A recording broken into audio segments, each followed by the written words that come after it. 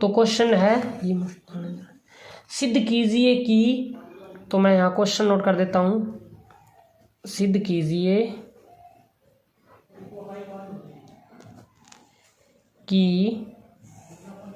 √5 एक अपरिमेय संख्या है, एक अपरिमेय संख्या है। उसके बाद में अब इसको सोल्व कैसे करते हैं, तो सोल्व करने के लिए सबसे पहले करेंगे तो मानना पड़ेगा आपको। तो मान लिया √5 एक क्या है, परिमेय संख्या है। ये प्रूफ तो मतलब सिद्ध करना है अपरिमेय संख्या, लेकिन आपने मानना है कि √5 एक परिमेय संख्या है। अब आपने आगे करना क्या है, तो मैं आप ऐसे लिख सकते हो √5 इसके इक्वल में a/b। तो अब आप क्यों लिखोगे, यहाँ पे एक इसमें लिख देता हूं, जहां a और b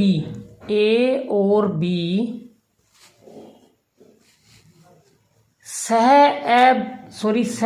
अभाज्य संख्या है, सह अभाज्य संख्या है। अब सह अभाज्य संख्या होती क्या है, ये होती है कि जिसका महत्व समावर्तक HCF, जिसका महत्व समावर्तक केवल एक होता है, वो सह अभाज्य संख्या कहलाती है। अब आगे चलेंगे। अब सबसे पहले दोनों पक्षों का क्या करेंगे, इन दोनों पक्षों का वर्ग करने पर, तो मैं लिख देता हूं दोनों पक्षों का वर्ग करने पर। तो दोनों पक्षों का वर्ग करेंगे, जैसे कैसे, √5 की स्क्वायर प्लस में a इक्वल में a/b की स्क्वायर। अब आपने क्या करना, इस रूट से स्क्वायर कैंसिल हो जाएगा, यहाँ पे बचेगा आपका 5, इक्वल में क्या बचेगा, a² में b²। यहाँ तक इजी हो गया। अब आगे करेंगे, उसके बाद में अब आगे आपको करना क्या है, दोनों पक्षों का वर्ग हो गया। वर्ग होने के बाद में अब आपको इसमें इधर लेके आ जाओ। कैसे, तो इसको आप इधर लेके आओगे तो 5b हो जाएगा, b²। 5 × b² करेंगे तो बराबर क्या बचेगा, a² बचेगा। ठीक है। अगर अब आप चाहो तो अब ऐसे आ गया। अब आपने क्या करना, b² की वैल्यू यहाँ रखोगे, तो b² के इक्वल में करोगे तो a² इसके डिवाइड में 5 आ जाएगा। तो अब आपने करना क्या है, अर्थात मतलब अब लिखना है आपने, अर्थात a² का एक गुणनखंड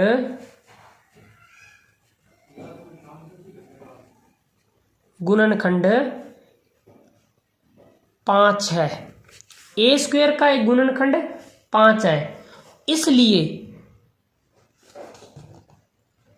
a का भी गुणनखंड 5 होगा या है, ये भी लिख सकते हो, 5 होगा। अब आगे ने क्या करना है आपने, तो मान लिया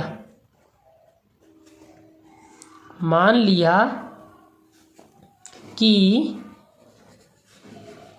a के इक्वल में 5n है। अब कोमा लगा दो, जहां n कोई क्या है, n कोई पूर्णांक है। अब आपने करना क्या है, सेम इसी को वो जो ऊपर जो नोट किया था √5, आप उसको एज इट इज नोट कर दो, बराबर में a/b नोट कर दिया। अब आपने क्या, √5 का तो √5 आ जाएगा,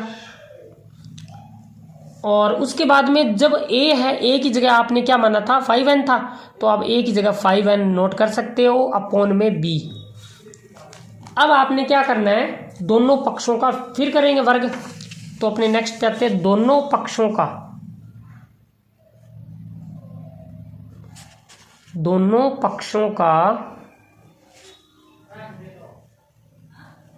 वर्ग करने पर। अब वर्ग करोगे तो ये था √5 था, इसकी स्क्वायर आ जाएगी, और बराबर में क्या था 5n, अपॉन में क्या था b है, इसकी भी स्क्वायर लग जाएगी। तो अब आपने क्या करना, ये अंडर रूट से स्क्वायर कैंसिल हो जाएगी, अब आपने करना क्या है, यहाँ पर बचेगा 5। अब इक्वल में क्या आ जाएगा, 5n का होता है तो स्क्वायर करेंगे 25n, मतलब 25n बटे में आ जाएगा b²।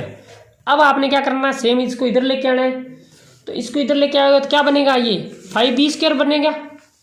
तो यहाँ पे आपका क्या लिख सकते हो, आप इसको लिख दो 5b² बराबर में क्या बचा 25n², 5b² 25n²। अब आपने क्या करना, b² को ऐसे नोट करके, और 25n² है जो इसके बटे में लेके जाएंगे 5 को। अब 5 से ये 5 बार कैंसिल हो गया, तो यहाँ पे क्या बचेगा, b² बराबर में 5n² बटे में 5n, इतना ही बचेगा आपका। अब आपने करना क्या है, एज इट इज नोट कर दोगे, तो आप इसको इधर लेके भी आ सकते हो। तो अब आप लिखोगे b², अब इसके डिवाइड में आ जाएगा 5, और इक्वल में क्या बचेगा, यहाँ पे n² बचेगा। तो इसका मतलब क्या हुआ, अर्थात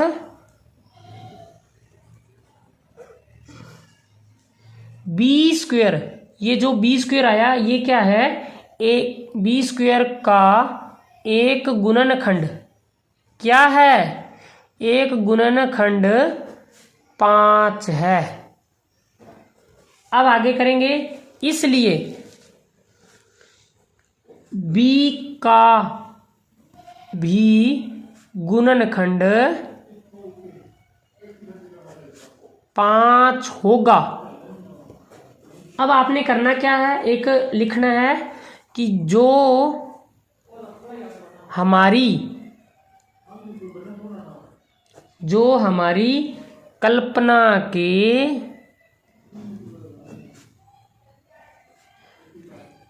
विपरीत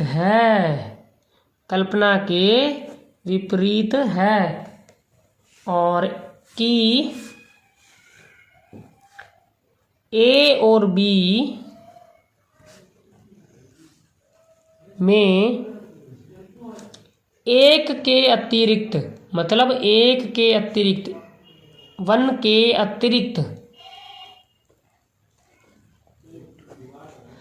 अतिरिक्त कोई उभयनिष्ठ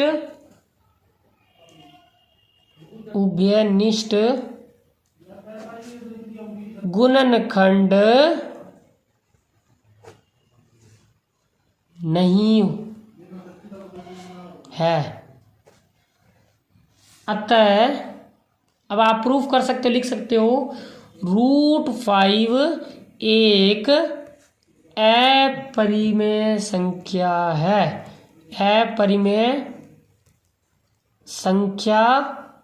है। तो हमारा चैनल सब्सक्राइब कर देना, और वीडियो कैसी लगी शेयर कर देना। Thank you so much.